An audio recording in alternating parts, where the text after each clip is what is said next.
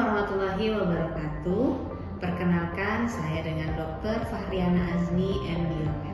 Saya adalah dosen tetap di Fakultas Kedokteran Universitas Islam Al-Azhar. Bidang keilmuan saya adalah ilmu biomedik dengan minat parasitologi klinik. Saat ini saya akan mengajar terkait investasi cacing dan protozoa usus terkait infeksi parasit usus pada sistem digestif pada manusia.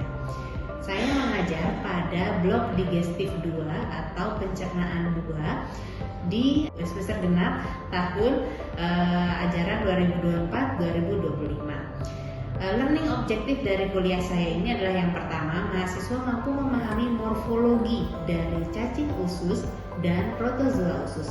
Kemudian mahasiswa juga harus mampu menjelaskan tentang definisi infeksi parasit usus yang terdiri dari cacing usus dan protozoa usus. Kemudian yang ketiga, mahasiswa harus mampu menjelaskan terkait manifestasi klinis yang muncul pada pasien yang terinfeksi parasit usus. Berikutnya, mahasiswa juga harus mampu menjelaskan terkait penegakan diagnosis dulu, lalu tata laksana dari infeksi parasit usus tersebut. Dan yang terakhir, mahasiswa harus mampu menjelaskan terkait prognosis dari infeksi parasit usus yang terdiri dari dua, yaitu cacing usus dan protozoa usus. Kuliah ini nanti harapannya CPMK-nya adalah mahasiswa harus mampu mengetahui tentang infeksi parasit usus dari definisinya, kemudian bentuk-bentuk morfologinya, kemudian juga sampai akhir tata laksana dan prognosis apakah pasien yang terinfeksi dengan parasit usus bisa mampu sembuh atau tidak terkait dengan infeksi tersebut.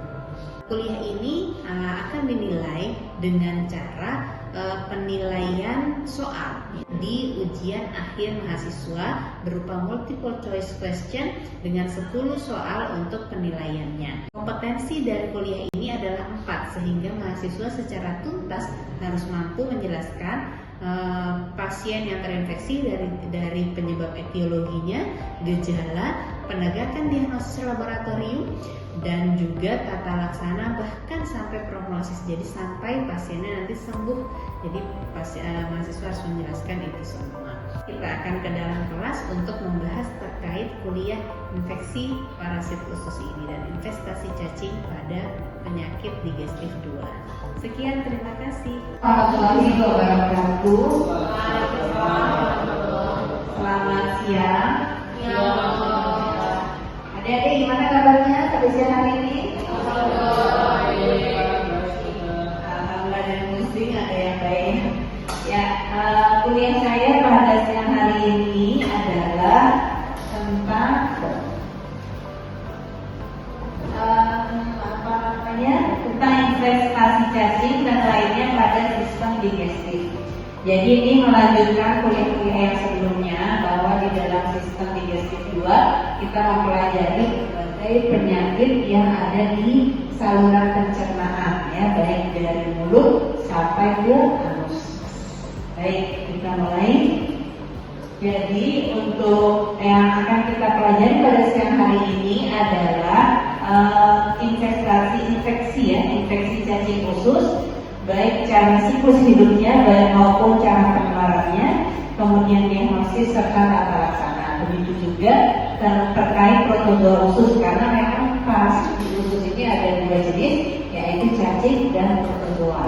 Dan di protozoa ini ada siklus hidup, cara penularan, diagnosis hingga tata laksananya. Kemudian ini learning objektif dari kuliah ini, yaitu yang pertama, mahasiswa mampu memahami morfologi dari cacing usus dan protozoa usus, jadi bagaimana bentuknya, kemudian siklus hidupnya. Lalu mahasiswa juga harus mampu menjelaskan definisi orang yang terinfeksi dari parasit usus itu, kemudian bagaimana manifestasi klinisnya, lalu tata laksananya, hingga bagaimana prognosisnya setelah terinfeksi, bagaimana ke depannya setelah diobati. Nah, ini yang infeksi cacing usus, ini klasifikasinya. Jadi memang secara umum ada 2 jenis, ya. Cacing ada yang berongga dan ada yang pipih, ya. Yang berongga ini dia disebut memang gallingfest, kalau yang pipih itu platyhelminthes. Jadi ini contoh-contoh dari spesiesnya.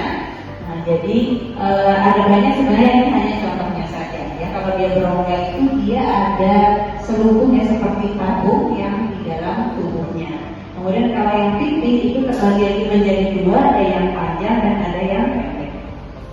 Lalu ini dia juga spesiesnya. Lalu gejala yang munculnya ketika cacing itu mampu masuk ke dalam tubuh manusia ya. Jadi dia masuknya nanti ada di alurnya, di siklus hidupnya. Nah ini ya, jadi cacing itu seringnya karena anak-anak atau orang yang tidak menggunakan alas kaki.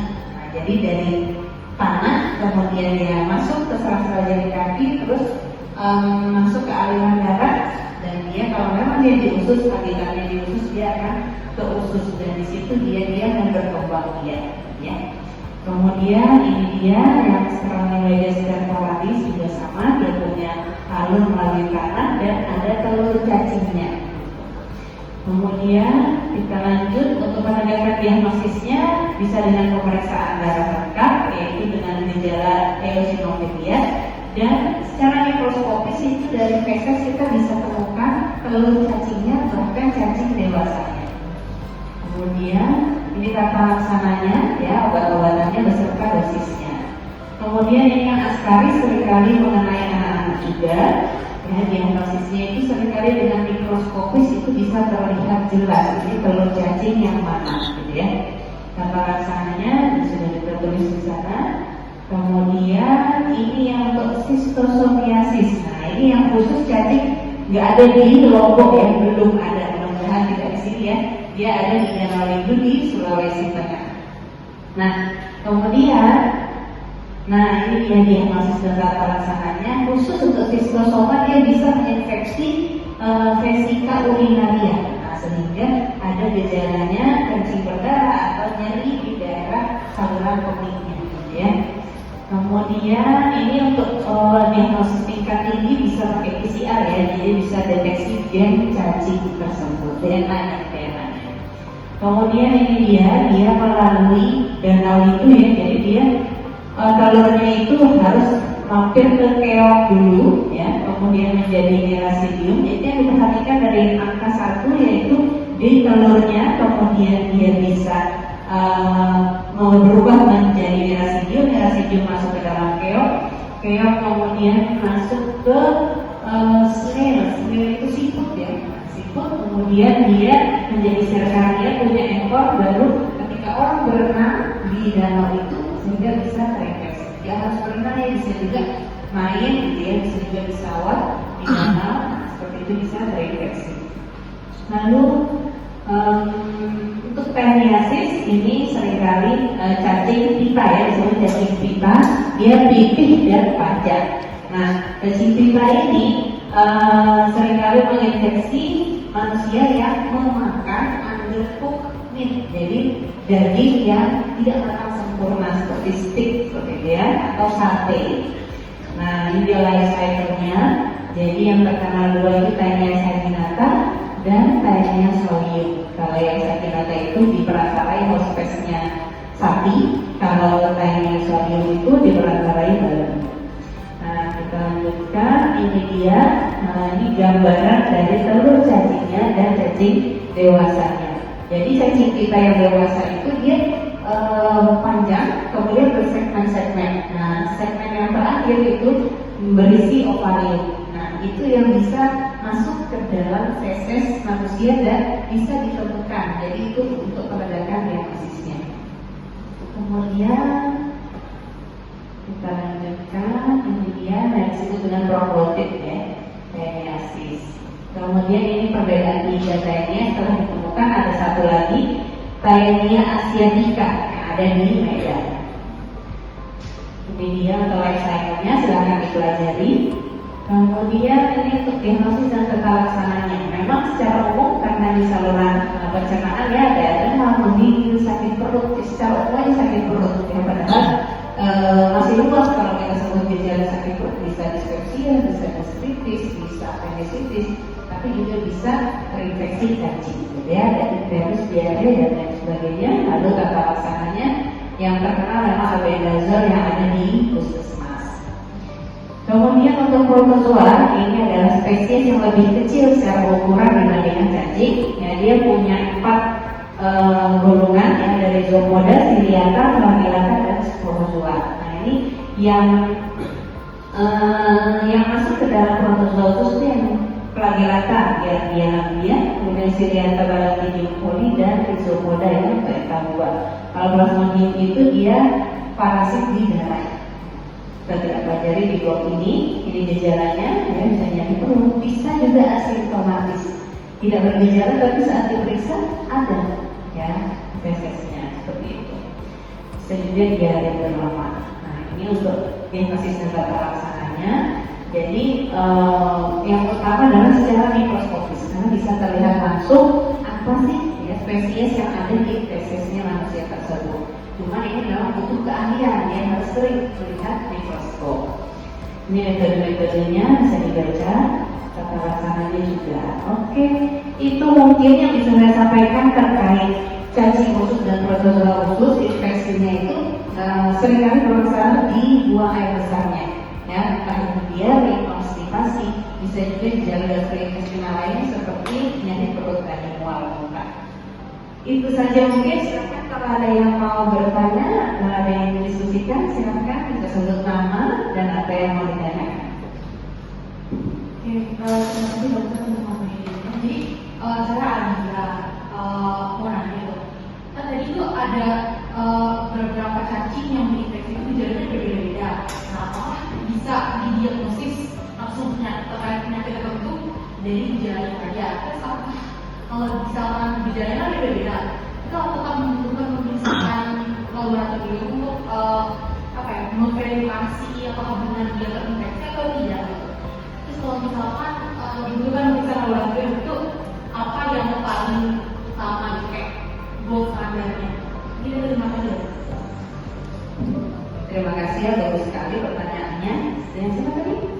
Alia. Ya, memang untuk penyakit cacing usus, ya, parasit usus, cacing usus dan protozoa usus ini gejalanya mirip-mirip, gitu ya. Lalu bagaimana untuk menegakkan diagnosisnya? Yang pertama tentu kita sesuai alur secara sistematis kita lakukan anamnesis dulu. Jadi anamnesis dulu, dan ini memang di dalam anamnesis itu bisa mencari faktor risikonya. Ya, contoh misalkan kita lihat dia adalah seorang anak-anak laki-laki, itu menjadi selalu juga penting. Laki-laki anak-anak usia mungkin SD, ya, sekitar 7-8 tahun. Ya, di situ kita bisa lihat gejala utamanya dulu, misalkan dari perut, ya, disertai seperti apa. Nah, kemudian ada disertai mual-muntah atau tidak. Jadi di pikiran kita, oh ini kemungkinan infeksi cacing seperti itu. Cari risk factornya, misalkan apakah ada kebiasaan tidak menggunakan alas kaki, ya, atau kebiasaan tidak cuci tangan sebelum makan, dan lain sebagainya itu. Atau dia memang baru bepergian dari Sulawesi misalkan, dari luar kota. Nah, di situ kita bisa identifikasi dulu kira-kira dia terinfeksi cacing yang mana. Namun memang untuk penegakan kepastian dari diagnosisnya itu kita butuhkan pemeriksaan fisik dulu, ya, bagaimana kondisi perutnya, apakah ada sites, ya, atau ada kemerahan atau seperti apa.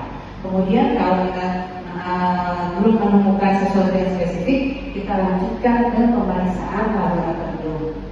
Nah, itu bisa dimulai dari darah lengkap, kemudian pemeriksaan mikroskopis. Memang gold standarnya adalah pemeriksaan mikroskopis. Namun ini sudah mulai pergeseran. Karena apa? Ketika mata kurang awas dalam melihat telur cacing atau kurang latihan gitu ya, karena kasusnya yang sedikit, maka sekarang modalitas yang sering dipakai adalah PCR.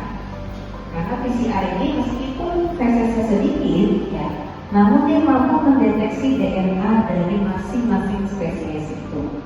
Gitu. Jadi bukan menggantikan gold standar, ya, karena sekarang PCR juga untuk di luar Jawa itu masih sedikit jumlahnya. Tapi kalau di Jawa sudah sehari-hari pakai PCR.